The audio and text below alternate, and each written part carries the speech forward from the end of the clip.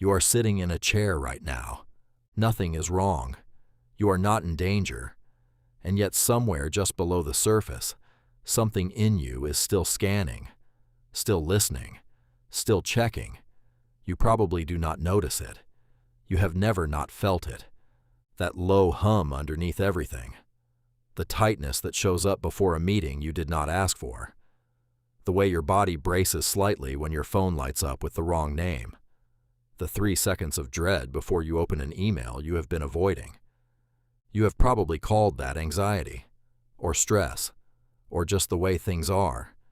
But here is what it actually is. It is a 300,000-year-old system doing exactly what it was built to do. Perfectly. Without error. In a world it was never designed for. Here's the thing nobody tells you about stress. It is not a response. It is a default state. Your brain is not calm until something convinces it to stand down, and almost nothing in your daily life ever does. Picture the savannah. Flat, hot, grass moving in the wind. Your ancestor is standing there, maybe 200,000 years ago, and something moves in the brush to the left. In that moment, one part of their brain takes over completely. It does not deliberate. It does not weigh options. It fires. Every resource in the body redirects toward one outcome: survive the next 30 seconds. Now picture your chair again. The brush is an unread email. The predator is a presentation you have not prepared for. The threat is a silence in a conversation that went on 1 second too long. Your brain runs the exact same program, same cascade, same hormones, same tunnel vision, same body that was built to sprint across open ground, now sitting completely still, vibrating. That is your biology, running exactly as designed in a world it was never designed for. Here is something that should bother you. Your body started reacting to this moment before you were conscious of it. The part of your brain that detects threats, the amygdala, fires faster than your thinking brain can register what is happening. By the time you feel scared, your body has already committed to a response. You did not decide to feel that way. You were never asked. Your ancestors who paused to think first did not make it. You are descended entirely from the ones who flinched before they understood why. Neuroscientist Joseph Ledoux called this the low road, not a metaphor, an actual neural pathway, a shortcut that bypasses your cortex entirely and hits your amygdala directly, in milliseconds, before language, before logic, before you. The signal arrives, the body responds, and only then does your conscious mind get a notification that something happened. You are always the last to know. Ledoux spent years trying to understand why this pathway exists and why it is so hard to override.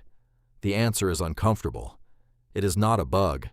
It is the most important feature your ancestors had. The individuals whose amygdalas fired fastest, who mobilized first, who did not wait for confirmation before running, those are the ones who survived long enough to have children. You are the descendant of 10,000 generations of people who were very, very good at being afraid, which means you inherited a system optimized for a world that no longer exists. Sit with that for a second. Your body is running hardware that was refined over hundreds of thousands of years for an environment of immediate physical danger. Short threats, resolved threats, threats you could run from or fight. And now it is operating in a world where the threats are invisible, social, financial, imaginary, and they never end. There is no resolution. There is no moment where the predator is gone and the body gets to recover. There is just the next notification, the next deadline, the next thing. Robert Sapolsky, a neurobiologist who spent decades studying stress in both baboons and humans, made an observation that sounds almost too simple to matter. Zebras get chased by lions. When the chase ends, the zebra's stress response resets completely. Heart rate down, cortisol clears. The animal grazes again within minutes. Sapolsky's question was, why can't you do that? The answer is the thing that separates human stress from every other animal's stress on the planet. You can imagine things that are not happening. You can remember things that already happened. You can anticipate things that might happen. And your amygdala cannot tell the difference between a real lion and a thought about a lion. Every imagined threat activates the same cascade. Every memory of humiliation, every worry about tomorrow, every worst-case scenario you run at 2 in the morning. The lion is always present because the lion lives inside your head. Zebras have real predators, real lions, real danger. And they are less chronically stressed than you are. Because when the chase is over, it is over. Their nervous system resets. Yours does not, because your threat is a thought, and thoughts do not end. Zebras are stressed for 3 minutes. You are stressed for 3 years. Same system, completely different world. Here is where it gets genuinely strange. You have probably always assumed that you feel stressed because something stressful is happening, that fear is a response to danger, that the emotion follows the event. But neuroscientist Lisa Feldman Barrett spent years building the case that this is backwards. Your brain is not a reaction machine. It is a prediction machine. It is constantly generating a model of what is about to happen and preloading your body with the appropriate response before the event even arrives. Which means your stress is not caused by your situation. It is caused by your brain's forecast of your situation. You are not reacting to the meeting. You are reacting to your brain's simulation of how the meeting might go. You are not scared of the conversation. You are scared of the version of the conversation your brain constructed at 3 a.m. while you were supposed to be asleep.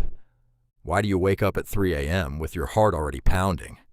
Your brain ran a simulation while you slept, decided it was dangerous, activated the stress response, woke you up to deal with a threat that exists only inside its own model of the world. There was no danger. There was a forecast, and your body cannot tell the difference between the two. You were not scared of something real. You were scared of your own prediction. This is the part that most explanations of stress skip over, because it changes the question entirely. If your stress is a forecast, then the question is not what is happening to you. The question is what your brain has learned to expect, and that learning goes back further than you think.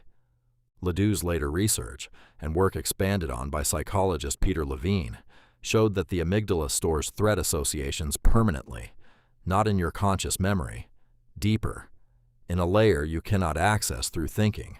One bad experience in a specific context, one moment of genuine danger or humiliation or rejection at the wrong age, and the amygdala files it, forever, so that every future situation that resembles it, even slightly, triggers the same response, not because you remember it, because your body does. This is why you can walk into a room and feel dread without knowing why. Why a specific tone of voice makes your chest tight before you have processed what was said. Why certain silences feel dangerous. Your amygdala is pattern matching against a library of threats it built across your entire life, and it is running that match faster than your conscious mind can follow. You are not overreacting. You are running code that was written in genuine danger and stored by a system that treats every lesson as potentially life-saving. Anthropologist Daniel Lieberman calls this evolutionary mismatch. Your body is not broken. It is exquisitely well designed for a world that no longer exists. The problem is not the hardware. The problem is the environment changed faster than evolution could follow. You are a machine built for the savannah, sitting in a chair, being ambushed by notifications. And the modern world has learned exactly how to exploit this. Every app, every feed, every headline is engineered to trigger the same low-level alarm your ancestor felt when something moved in the grass. Not because the designers are malicious, because triggering that alarm keeps your attention. Your amygdala is the most valuable real estate on the planet right now, and everyone is fighting for it. So here is where you are. You have a threat detection system that fires before you are conscious, that stores every past danger permanently, that cannot distinguish between a real predator and a thought about one. That is being deliberately activated dozens of times a day by systems designed to keep it that way. And it is running inside a body that was built to sprint across open ground, sitting completely still in a chair. The savannah and the chair, the same body, the same system, completely different world. That gap between what you were built for and where you actually are is where most of your stress lives, not in your circumstances, not in your personality, in the distance between the environment your nervous system expects and the one it actually got. Knowing that does not fix it, but it changes something, because the moment you can see the system for what it is, you are no longer just inside it. You have a small gap, a second between the alarm and the response where you can ask, is there actually a lion, or is this my ancient brain doing its ancient job in the wrong century? There is one more thing worth understanding. The ancient solution to a stress response was physical. Move, sprint, fight, exhaust the body. The nervous system was built to reset through action. Cortisol clears when the body moves. The amygdala gets the signal it has been waiting for. You survived. The threat is over. Stand down. Your body is still waiting for that signal. Every day, it mobilizes, floods your bloodstream with cortisol and adrenaline, prepares you to run, and then nothing happens. You sit, you type, you scroll. The chemicals have nowhere to go, and so they stay, and the system stays activated. This is why movement is not just good for your health in some vague, general sense. It is the most direct signal you can send your nervous system that the threat is over. Not because running on a treadmill solves your problems, because your amygdala does not know you are on a treadmill.